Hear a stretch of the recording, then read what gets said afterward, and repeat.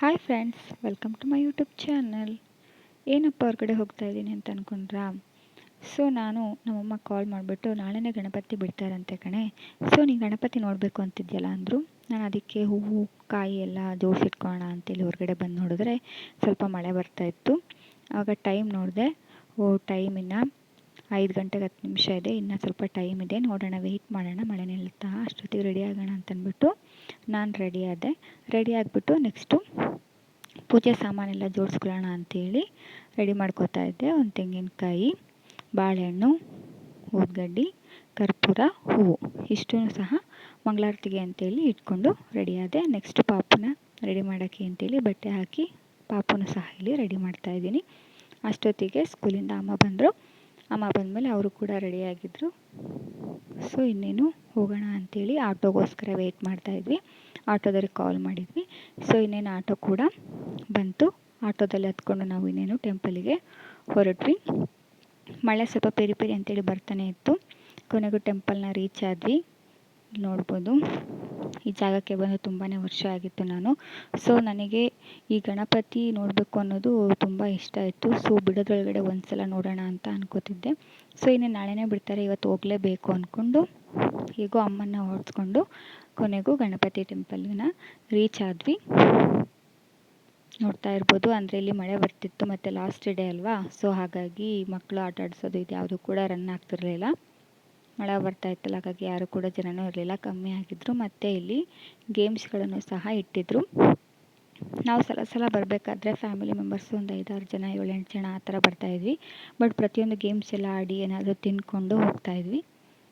Lightings ನೋಡ್ಬೋದು, ಇದನ್ನು ನೋಡಿ ನನಗೆ ತುಂಬಾ ಖುಷಿ ಆಯಿತು.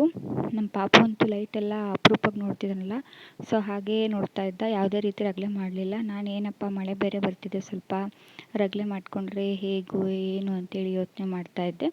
ಆ ಥರ ಏನು ಕೂಡ ರಗಳೆ ಮಾಡಲಿಲ್ಲ. ಸುತ್ತಮುತ್ತ ಆರಾಮಾಗೆ ನೋಡ್ಕೋತಾ ಹೋಗ್ತಾ ಇದ್ವಿ. ಅವನಿಗೂ ಕೊನೆಯದಾಗಿ ನಾನು ಏನು ಮಾಡಿದೆ, ಗಣಪತಿನ ತೋರಿಸ್ದೆ.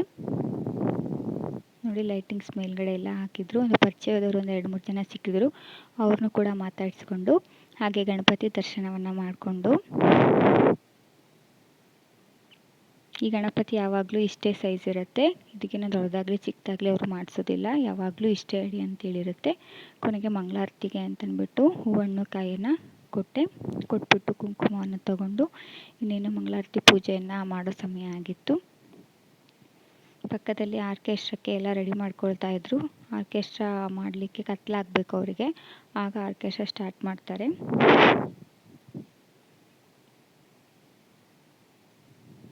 ಇನ್ನೇನು ದೇವರಿಗೆ ಮಂಗಳಾರತಿ ಆಯಿತು.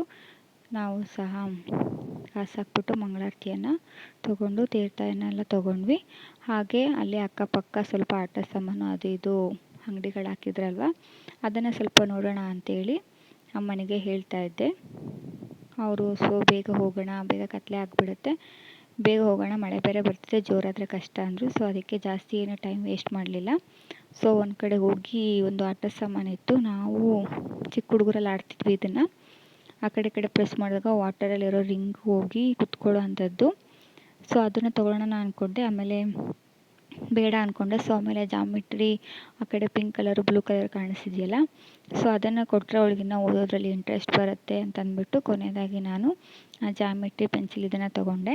ಆಮೇಲೆ ಮಳೆ ಬರ್ತಿದ್ರಿಂದ ನೆಕ್ಸ್ಟ್ ವೀಡಿಯೋ ಮಾಡಲಿಕ್ಕಾಗಲಿಲ್ಲ. ಆಮೇಲೆ ಪಾಪುಗೊಂದು ಮಂಕಿ ಕ್ಯಾಪು ಮತ್ತು ನನ್ನ ಮಗಳಿಗೊಂದು ಟೋಪಿಯನ್ನು ತೊಗೊಂಡ್ವಿ. ಮತ್ತು ನಾನೊಂದು 2 ಇಯರಿಂಗ್ಸನ್ನು ತೊಗೊಂಡೆ. ಇಷ್ಟು ಶಾಪಿಂಗನ್ನು ಮಾಡಿ ಆಮೇಲೆ ಕತ್ಲಾಗ್ತಾ ಬಂತು.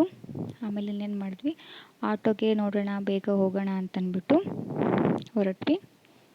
ಇದನ್ನು ಚೌಕಾಸಿ ಮಾಡಿದೆ, ಕೊಡಲಿಲ್ಲ. ನೋಡಿ, ಆಗಲೇ ಮಳೆ ಬರ್ತಾಯಿತ್ತು. ಹೇಗೋ ಛತ್ರಿ ತೊಗೊಂಡಿದ್ವಿ, ಛತ್ರಿ ಹಾಕ್ಕೊಂಡು ಅಲ್ಲಿ ಆಟೋ ಇರೋ ಜಾಗಕ್ಕೆ ನಡ್ಕೊಂಡು ಹೋದ್ವಿ ಸ್ವಲ್ಪ ದೂರ.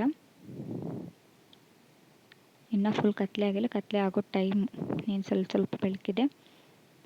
ಮಳೆ ನೋಡಿ ಬರ್ತಾಯಿದೆ, ಎಲ್ಲ ರೈನ್ ಕೋಟು ಎಲ್ಲ ಹಾಕ್ಕೊಂಡಿದ್ರು. ಆಟೋದವ್ರು ನಮ್ಮ ಪುಣ್ಯಕ್ಕೆ ಹಿಂಗೋ 3-4 ಜನ ಆಟೋದವ್ರು ಇದ್ದರು. ಒಬ್ಬರನ್ನ ಕೇಳಿಬಿಟ್ಟು ಇನ್ನೇನು ಆಟೋ ಹತ್ಕೊಂಡ್ವಿ, ಹೋದ್ವಿ. ಅಲ್ಲಿಂದ ಏನು ನಮ್ಮ ಮನೆಗೆ ಒಂದು 10 ಮಿನಿಟ್ಸ್ ಆಗುತ್ತೆ ಅಷ್ಟೇ.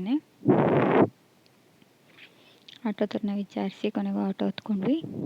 ಇನ್ನೇನು 10 ನಿಮಿಷದಲ್ಲಿ ಮನೆಗೂ ಕೂಡ ರೀಚ್ ಆದ್ವಿ. ನೋಡಿ, ಹೋಗ್ತಾನೂ ಸಹ ಇಲ್ಲಿ ಮಳೆ ಬರ್ತಾನೇ ಇತ್ತು. 6 ಗಂಟೆಗೆ ಹೋದ್ವಿ, 7 ಗಂಟೆಗೆ ಮನೆಗೆ ಬಂದ್ವಿ. ಬರೋ ಅಷ್ಟೊತ್ತಿಗೆ ಪಾಪು ಹಾಗೆ ಮಲ್ಕೊಂಡಿದ್ದ. ಹಾಗೆ ಮಲಗಿಸಿದ್ವಿ. ಅಪ್ಪನಿಗೆ ಪ್ರಸಾದ, ದೇವ್ರ ಪ್ರಸಾದ ಕೊಟ್ವಿ. ಇದಿಷ್ಟು ಇವತ್ತಿನ ಲಾಗ್.